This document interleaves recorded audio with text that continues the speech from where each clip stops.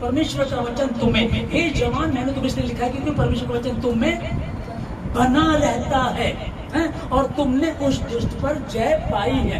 जब परमेश्वर खुद कह रहा तो हम इस वचन को लिख लें, अपने ड्रेसिंग टेबल पे लगा दें, अपने बेड के सामने लगा दें और उसको पढ़ें बार बार कि परमेश्वर खुद कह रहा है कि मैंने तुमको ये वचन इसलिए लिखा ताकि क्योंकि मैं जानता हूं कि तुम बलवंत हो, बलवान हो, तुम लड़ सकते हो, तुम लड़ते हो, तुमने उस दुष्ट पर जय पाई है। तब ये छोटी लोमड़ी कुछ भी नहीं है, तुम्हारे लिए कुछ भी असंभव नहीं है। यदि परमेश्वर हमारे पक्ष में, तुम्हारा विरोधी कौन हो सकता है। मैं प्रार्थना कर रहा हूं आप लोगों के लिए, हालेलुया।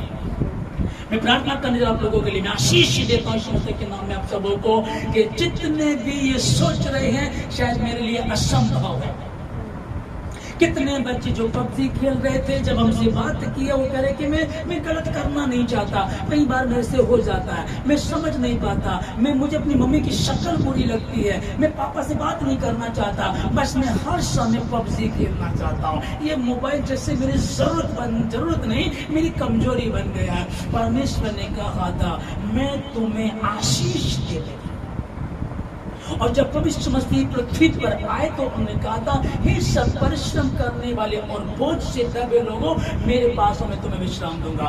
बोझ से दबे हुए लोगों, आज हम इस छोटी लोमड़ी, इस मोबाइल के चक्कर में आज हम बर्बाद हो जा रहे हैं। आज हमारा समाज, आज जो नई जनरेशन है वो नाश हुई जा रही है। मैं कहना चाहता हूं आप लोगों को, परमेश्वर के वचन को हमने पढ़ा कि तेरे वचनों के खुलने से प्रकाश होता है और उससे भोले लोग समझ प्राप्त करते हैं। तेरा वचन मेरे पांव के लिए दीपक और मेरे मार्ग के लिए उजियारा है। ये वचन आप पढ़ेंगे, परमेश्वर आपको आशीष देगा। आज के वचन से आप लोगों को आशीष देता हूं मैं यीशु मसीह के नाम में कि हर बंधन टूटे यीशु मसीह के नाम से, हर अंधकार की शक्ति छोड़ करके जाए आप लोगों को, हर वो कमजोरी जो आप पर हावी होती है तो हम जान लें।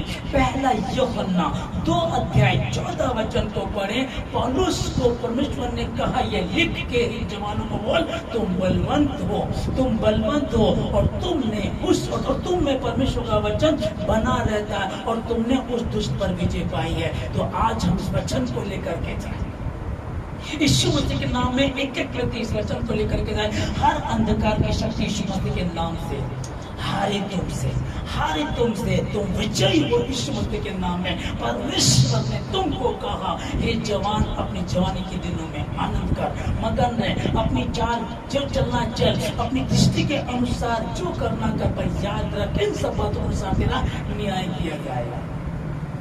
तुम्हें परमेश्वर के समीप बैठे हम लोग परमेश्वर से मांगे और समझ में यदि नहीं आता तो घुटनों पर जाएं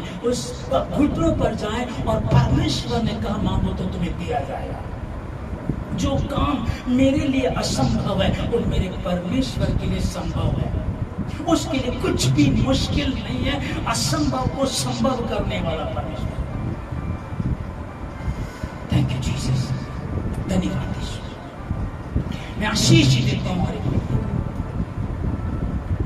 तू भेज यहाँ तेरा वचन प्रभु तेरे लोगों में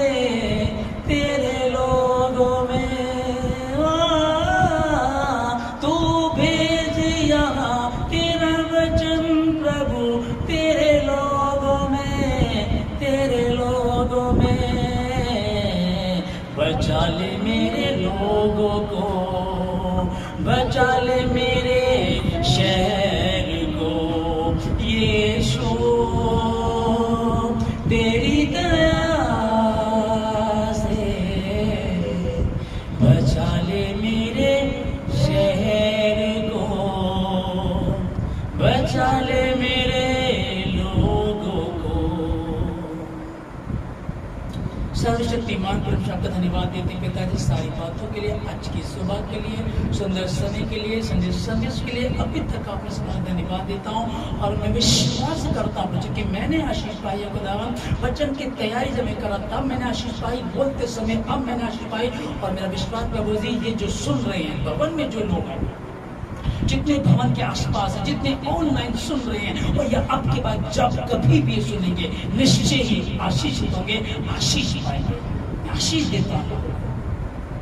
अगर कुछ काम कठिन लगता है तो यीशु मसीह के समीप आओ और अपनी गलती को मानो।